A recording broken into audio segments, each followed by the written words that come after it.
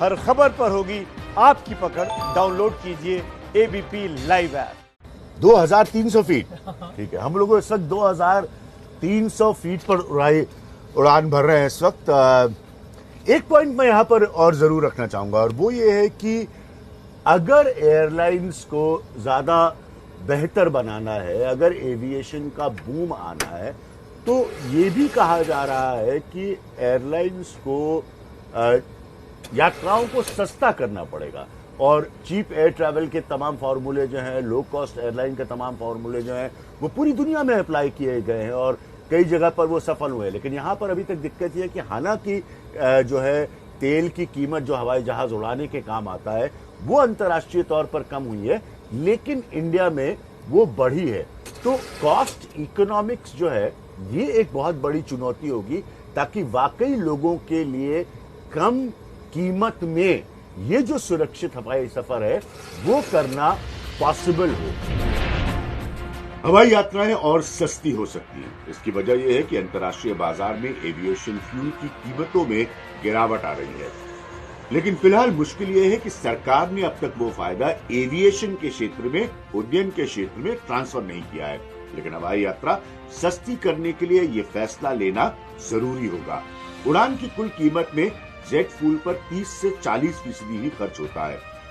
Fuel के सस्ते होने से सस्ती कीमतों का दौर जारी रह सकता है। इसके जरिए वो तबका जो अब तक रेल या बस का इस्तेमाल कर रहा है, वो थोड़े ज्यादा पैसे खर्च करके ज्यादा सुरक्षित यात्रा करने की कोशिश जरूर करेगा। हाँ। किराया कम होना चाहिए सर, ऐसा तो मतलब ज्यादा है, कम होना चाहिए थोड़ा। महंगा तो है सर कोई, लेकिन महंगा जान से प्यारी कोई अच्छी वो नहीं है सर। ये जो कॉस्ट का मैं पॉइंट रख रहा था, क्या ये कितना पॉसिबल होगा इंडिया में? Because of we are very low yield market as it is in the world, so I think if you look at the penetration wise and the fare wise, India is the lowest. अगर आप 1 घंटे की यात्रा अगर आप America में या Europe में करें, तो जो हिसाब से इंडिया से कंपेयर करें, वी आर वेरी लो। यही बात मैं कह रहा था कि ऐसा माना जा रहा है कि हवाई यात्रा का जो तरीका है वो सबसे महफूज होगा, सबसे सुरक्षित होगा। एक सपना है कि हवाई चप्पल पहनने वाला भी हवाई जहाज में चले। ये सपना पूरा हो सकता है। बदलता हिंदुस्तान है, परिवर्तन की कहानी है, देश में बहुत कुछ हो रहा है। तो ये अचीव करने के लिए, ये हासिल करने के लिए सरकार को भी कुछ तब्दीलियां करनी पड़ेंगी। ये मेरा पॉइंट है। पिछले दिन से मैं कह रहा हूं कि ये जो हमारे एयरलाइंस की ऑपरेटिंग कॉस्ट उसमें 30-35% एविएशन टरबाइन फ्यूल के कारण होती है। तो हमारे तरफ से तो कभी कभी कमी रही नहीं इस चीज को परस्यू करने के लिए। और मैं सोचता हूं कि अब तेल का दाम इतना गिर रहा है जिसमें एयरलाइंस को फाइनली फायदा होगा।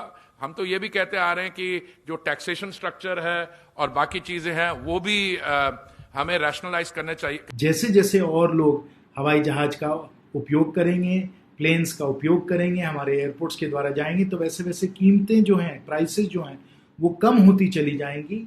और मध्यम वर्ग के लोग और हर किस्म के जो लोग हवाई जहाज का उपयोग करना चाहते हैं वो अवश्य इसको कर पाएंगे। आपको शायद हैरानी हो जानकर कि आज के समय पूरे विश्व में अगर हम देखें, पूरे विश्व में यानी कि पूरी दुनिया में अगर हम हवाई जहाज के जो प्राइसेस हैं इनको हम लोग अगर देखें, तो आपको नजर आएगा कि कीमतें जो हैं हवाई जहाज के सफर के लिए वो भारत में ही सबसे कम है।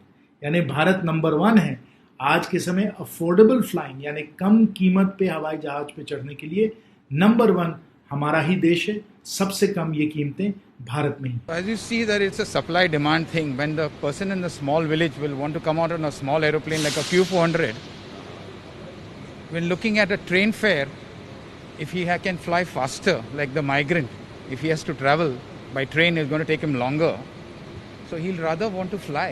So once the economy kicks in, and I'm so positive that it will come back.